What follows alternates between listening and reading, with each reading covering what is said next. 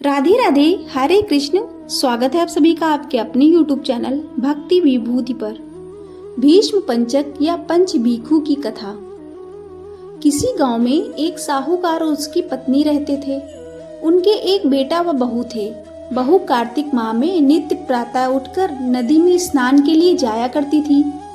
बहू का एक नियम था कि वो कार्तिक के राय दामोदर जी भगवान के दर्शन से पहले किसी भी पराये पुरुष का मुंह नहीं देखती थी। उसी गांव का एक राजकुमार भी सुबह सवेरे स्नान के लिए नदी जाता था।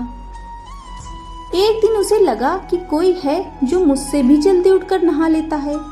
कार्तिक माह के 5 दिन बचे थे कि एक दिन साहूकार की पुत्र वधू तो स्नान करके वापस जा रही थी और उसी समय राजकुमार स्नान के लिए आया तो जल्दी जल्दी में साहूकार की पुत्र वधू की पांव की एक पायल वहीं छूट गई। राजकुमार ने उसकी पायल उठा ली और सोचने लगा कि जिस स्त्री की यह पायल इतनी सुंदर है वह स्त्री कितनी सुंदर होगी। उसने पूरे गांव में घोषणा करवा दी कि जिसकी यह पायल है वह 5 रात मेरे पास आएगी। साहूकार की पुत्र वधू ने कहलवा दिया कि मैं 5 रात ब्रह्म मुहूर्त में आऊंगी, लेकिन किसी को साख भरने या हामी भरने बैठा देना। राजकुमार ने एक बोलने वाले तोते को पिंजरी में बंद कर नदी के किनारे पेड़ पर टांग दिया। साहूकार की पुत्र वधू सुबह के समय आई, पहली पैड़ी पर पैर रख बोली, हे कार्तिक के ठाकुर राय दामोदर जी, 5 पाड़ू छठे नारायण भीखम राजा, उस पापी को नींद आ जाए। राजा के बेटे को नींद आ गई। पुत्र वधू कार्तिक स्नान कर जाने लगी तो तोते से बोली, सुआ सुआ तेरे गल डालूंगी मोतिया हार। मैं पतिव्रता नार, मेरे सत की लाज रखियो, भरियो मेरी साख। सुआ ने कहा, ठीक है, मैं तेरी साख भरूंगा। वह तो कहकर चली गई। राजकुमार उठा और सुआ से पूछा, सुआ सुआ क्या वह आई थी, कैसी थी? सुआ बोला, आभा की सी बिजली, होली की सी झल, रूप की सी कामिनी, गुलाब का सा रंग। अगले दिन राजकुमार अंगुली चीर कर लेट गया। सारी रात दर्द से तड़पता रहा। साहूकार की पुत्र वधू दूसरे दिन सुबह के समय आई, पहली पैड़ी पर पैर रखा और बोली, हे कार्तिक के ठाकुर राय दामोदर जी, 5 पाड़ू छठे नारायण भीखम राजा, उस पापी को नींद आ जाए। राजकुमार को नींद आ गई। सुबह राजकुमार ने तोते से फिर पूछा, आई थी क्या? तो तोते ने सारी बात बतला दी। हाँ आई थी। अब राजकुमार ने तीसरी रात को वह आंखों में मिर्ची डालकर बैठ गया। सारी रात दर्द में तड़पता रहा। साहूकार की पुत्र वधू फिर आई और प्रार्थना करने लगी। फिर से राजा के बेटे को नींद आ गई। सुबह राजकुमार ने तोते से फिर पूछा, आई थी क्या? तो तोते ने सारी बात बतला दी। हाँ आई थी। अब राजकुमार ने सोचा कि आज रात को तो मैं ठंड में बैठा रहूंगा। राजकुमार ठंड में सारी रात कांपता रहा और सुबह ब्रह्म मुहूर्त में उसे नींद आ गई। साहूकार की पुत्र वधू चौथे दिन सुबह के समय आई, पहली पैड़ी पर पैर रखा और कार्तिक के ठाकुर राय दामोदर जी से फिर से वही प्रार्थना करने लगी। फिर से राजकुमार को नींद आ गई। सुबह राजकुमार ने तोते से फिर पूछा, आई थी क्या? तो तोते ने सारी बात बतला दी। हाँ आई थी। अब चारों रात निकल गई। राजकुमार ने सोचा, आज की आखिरी रात है, आज तो मैं अपनी अंगुली जला लूंगा, जलन से मुझे नींद नहीं आएगी। सारी रात जलन से तड़पता रहा। भगवान की कृपा से राजकुमार की सुबह आंख लग गई। साहूकार की पुत्र वधू 5वें दिन सुबह के समय आई और पहली पैड़ी पर पैर रखा और बोली, हे कार्तिक के ठाकुर राय दामोदर जी, भगवान आपने मेरी इतने दिन लाज रखी है, आज भी रखना, उस पापी को नींद आ जाए। राजकुमार को नींद आ गई। साहूकार की पुत्र वधू ने तोते से कहा, हे सुआ, उस पापी से कह देना मेरी पायल घर पहुंचा दे। राजकुमार हड़बड़ा कर उठा। राजकुमार ने तोते से फिर पूछा, आई थी क्या? तो तोते ने सारी बात बतला दी। हाँ आई थी और उसने अपनी पायल मंगवाई है। राजकुमार को पतिव्रता स्त्री के सत को भंग करने का विचार करने के कारण कोढ़ हो गया। राजा जी ने राजकुमार का बहुत से वैद्यों से इलाज करवाया, परंतु कोई दवा का असर नहीं हुआ। राजा जी ने आचार्यों से पूछा, तब आचार्यों ने बतलाया कि राजकुमार ने पतिव्रता स्त्री का सत भंग करने का प्रयास किया है। उसी के पाप स्वरूप इसका अंग अंग जल रहा है। तब राजा ने साहूकार की पुत्र वधू को अपनी बेटी बनाया और उसने कार्तिक स्नान का पुण्य राजा के लड़के को दिया। उस पुण्य के प्रभाव से राजकुमार स्वस्थ हो गया तथा उसने अपने कृत्य के लिए क्षमा याचना की। राजा जी और राजकुमार ने सारी नगरी में कहलवा दिया कि सब कोई कार्तिक स्नान करे, वह स्त्रियों का सम्मान करे। हे पंच भिक्षु भगवान, कार्तिक माह में जैसे साहूकार की पुत्र वधू की लाज रखी वैसे सबकी रखना। बोलो पंच भिक्षु भगवान की जय। दूसरी कथा। एक ब्राह्मण और ब्राह्मणी थे। वो 7 कोस दूर गंगा जमुना स्नान करने जाते थे। रोज इतनी दूर आने जाने में ब्राह्मणी थक जाती थी। एक दिन ब्राह्मणी कहती है कि कोई बेटा होता तो बहू आ जाती। घर वापस आने पर खाना बना हुआ तो मिलता, कपड़े धुले मिलते। ब्राह्मण कहता है कि तूने भली बात बताई, चल मैं तेरे लिए बहू ला ही देता हूँ। ब्राह्मण फिर से बोला कि एक पोटली में थोड़ा सा आटा बांध दे, उसमें थोड़ी सी मोहर असरफी डाल दे। उसने पोटली बांध दी और ब्राह्मण पोटली लेकर चल दिया। चलते चलते कुछ ही दूर एक गांव में जमुना जी के किनारे बहुत सारी सुंदर लड़कियां अपने घर बनाकर खेल रही थीं। उनमें से एक लड़की बोलती है कि मैं तो अपना घर नहीं बिगाड़ूंगी, मुझे तो रहने के लिए ये घर चाहिए। उसकी बात सुन ब्राह्मण के मन में वही लड़की छा गई और मन ही मन सोचने लगा कि बहू बनाने के लिए यही लड़की ठीक रहेगी। जब वह लड़की जाने लगी तो ब्राह्मण भी उसके पीछे चला और जब वह लड़की अपने घर पहुंचती है तब बूढ़ा ब्राह्मण बोला, बेटी कार्तिक का महीना है, मैं किसी के यहाँ खाना नहीं खाता। तुम अपनी माँ से पूछो कि मेरा आटा छान कर 4 रोटी बना देंगी क्या? यदि वह मेरा आटा छान कर रोटी बनाएंगी तभी मैं खाऊंगा। लड़की अपनी माँ को सारी बात बताती है। माँ कहती है कि बेटी बाबा से कह दे कि रोटी में 4 रोटी वह भी खा लेंगे। लेकिन लड़की कहती है कि नहीं माँ, बाबा ने कहा है कि मेरा आटा छान कर बनाओगी तभी वह खाएंगे। तब उसकी माँ कहती है कि ठीक है, जा बाबा से कह दे कि अपना आटा दे दें। उसने आटा छाना तो उसमें से मोहर अशरफी निकलती हैं। वह सोचती है कि जिसके आटे में इतनी मोहर अशरफी हैं उसके घर ना जाने कितनी होंगी।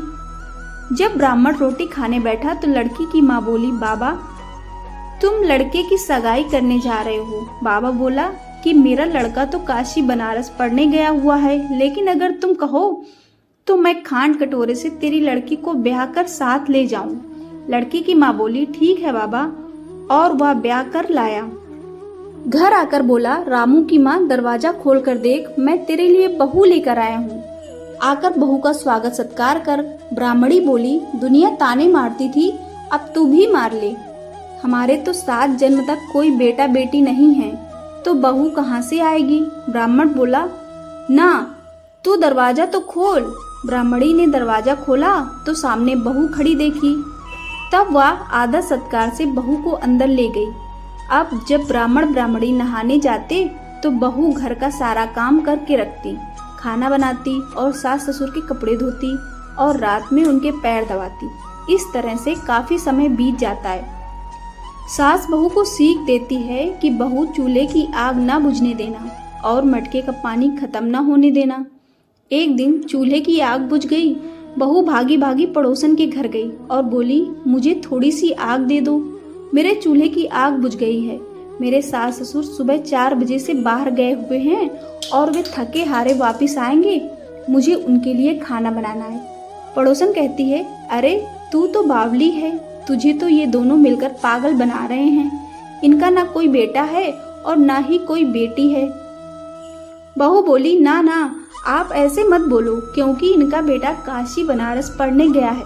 पड़ोसन फिर बोली, अरे तुझे ये झूठ बोलकर लाए हैं, इनका कोई बेटा नहीं है। अब बहू पड़ोसन की बातों में आ गई और कहने लगी कि अब आप ही बताओ मैं क्या करूं। पड़ोसन कहने लगी, करना क्या है, जब सास ससुर आए तब जली फूकी रोटी बना देना, अलूनी पलूनी दाल बना देना, खीर की कड़छी दाल में और दाल की कड़छी खीर में डाल देना। बहू पड़ोसन की सारी सीख लेकर अपने घर आ गई और जैसा पड़ोसन ने बताया वैसा ही उसने किया। जब सास ससुर घर आए तो बहू ने कोई आदर सत्कार नहीं किया और ना ही उनके कपड़े धोए। जब सास ससुर को खाना दिया तो सास बोली, बहू ये जली फूकी रोटी क्यों है और दाल भी अलूनी है। बहू पलटकर जवाब देती है कि आज यही खाओ सासू जी, अगर एक दिन ऐसा खाना खा भी लिया तो तुम्हारा कुछ बिगड़ नहीं जाएगा। मुझे तो जीवन भर ही अनूठी रहना है। बहू की बातें सुनकर सास बोली कि आज तो बहू ने अच्छी सीख नहीं सीखी है। अब बहू फिर से पड़ोसन के घर भागती है और कहती है कि अब आगे बताओ कि मुझे क्या करना है। पड़ोसन बोली कि अब तुम सातों कोठों की चाबी मांग लेना। अगले दिन जब सास ससुर जाने लगी तो बहू अड़ गई कि मुझे तो सातों कोठों की चाबी चाहिए। तो ससुर कहने लगा कि दे दो इसे चाबी, आज नहीं तो कल चाबी इसे ही देनी है। हम आज हैं कल नहीं, इसलिए चाबी दे दो।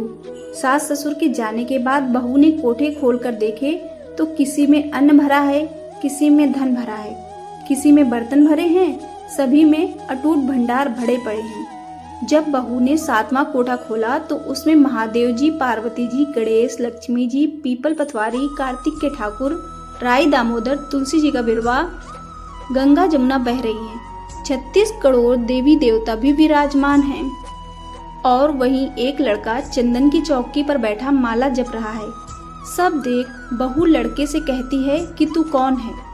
लड़का कहता है कि मैं तेरा पति हूँ, दरवाजा बंद कर दे, जब मेरे माँ बाप आएंगे तब खोलना। सारा नजारा देखकर बहू बहुत खुश हुई और नाचती फिरने लगी। 16 श्रृंगार कर सुंदर वस्त्र पहन ओढ़ सास ससुर का इंतजार करने लगी। उनके लिए 36 प्रकार के पकवान बनाकर रखे। सास ससुर जब वापस आए तब उसने उनका बहुत आदर सत्कार किया, उनके कपड़े धोए, उनके पैर दबाए। बहू सास के पैर दबाते कहने लगी कि माँ जी, आप इतनी दूर 12 कोस यात्रा करके गंगा जमुना का स्नान करने जाती हो, थक जाती हो, तो तुम घर में स्नान क्यों नहीं करती हो। बहू की बात सुन सास कहने लगी कि भला गंगा जमुना भी घर में बहा करती है क्या। बहू बोली, हाँ माँ जी बहती हैं, चलो मैं आपको दिखाती हूँ। उसने 7वां कोठा खोल कर दिखाया तो उसमें गणेश, लक्ष्मी, महादेव, पार्वती, पीपल पतवारी माता, तुलसी जी का बिरवा लहरा रहा था। कार्तिक के ठाकुर, राई दामोदर, गंगा जमुना बह रही हैं। 36 करोड़ देवी देवता विराजमान हैं और वहीं तिलक लगाए चंदन की चौकी पर एक लड़का माला जप रहा है। माँ ने कहा कि तू कौन है। लड़का बोला, माँ मैं तेरा बेटा हूँ। बुढ़िया फिर बोली, तू कहाँ से आया है। लड़के ने कहा कि मुझे कार्तिक देवता ने भेजा है। बुढ़िया कहती है कि बेटा ये दुनिया कैसे जानेगी कि तू मेरा बेटा है। बुढ़िया ने विद्वान पंडितों से सलाह ली तो वह बोले, इस पार बहू बेटा साथ खड़े हों और उस पार बुढ़िया खड़ी हो जाए। बुढ़िया ने चाम यानी चमड़ा की अंगिया ब्लाउज पहनी हो, छाती में से दूध की धार निकले, बेटे की दाढ़ी मूछ भीगे, पवन पानी से गठजोड़ा बंधे तो सब जाने कि यह बुढ़िया का ही बेटा है। उसने ऐसा ही किया। चाम की अंगिया फट गई, छाती से दूध की धार निकली, बेटे की दाढ़ी मूछ भीग गई, पवन पानी से बहू बेटे का गठजोड़ बन गया। ब्राह्मण ब्राह्मणी की खुशी का ठिकाना ना रहा, वे बहुत खुश हुए। हे कार्तिक के ठाकुर, राय दामोदर, भगवान ने जैसे बहू बेटा उसको दिए वैसे सभी को देना। अन्य पौराणिक कथा के अनुसार महाभारत के युद्ध के बाद गंगा पुत्र भीष्म जब बाणों की सैया पर थे तब उन्होंने सूर्य के उत्तरायण पर प्राण त्यागने का निश्चय किया। वो कार्तिक मास का समय था जब सभी पांडव श्री कृष्ण के साथ भीष्म के पास राजधर्म का ज्ञान पाने के लिए जाते थे। भीष्म ने उन्हें राजधर्म, नीति, अर्थशास्त्र, मोक्ष आदि सभी विषयों पर उपदेश दिए। उनके द्वारा दिए गए उपदेशों को सुनकर भगवान श्री कृष्ण बहुत प्रभावित हुए और उन्होंने भीष्म से कहा, आपने अपने अनुभव और ज्ञान से सभी का मार्ग प्रशस्त किया है। आपके जैसा धर्मात्मा और ज्ञानी अब कदाचित ही इस धरती पर पुनः जन्म लेगा। कार्तिक मास की एकादशी से लेकर कार्तिक मास की पूर्णिमा तक 5 दिनों को मैं आपकी स्मृति में भीष्म पंचक का नाम देता हूँ। जो भी भीष्म पंचक का व्रत करेगा उसके सभी पाप नष्ट हो जाएंगे। वो संसार के समस्त सुखों का उपभोग करके मरणोपरांत मोक्ष को प्राप्त होगा। आपको ये कथाएं कैसी लगी कृपया कमेंट करके अवश्य बताएं। कथाएं पसंद आई हों तो वीडियो को लाइक और शेयर करें। ऐसी और भी जानकारी और कहानियों के लिए चैनल को सब्सक्राइब करना ना भूलें। धन्यवाद।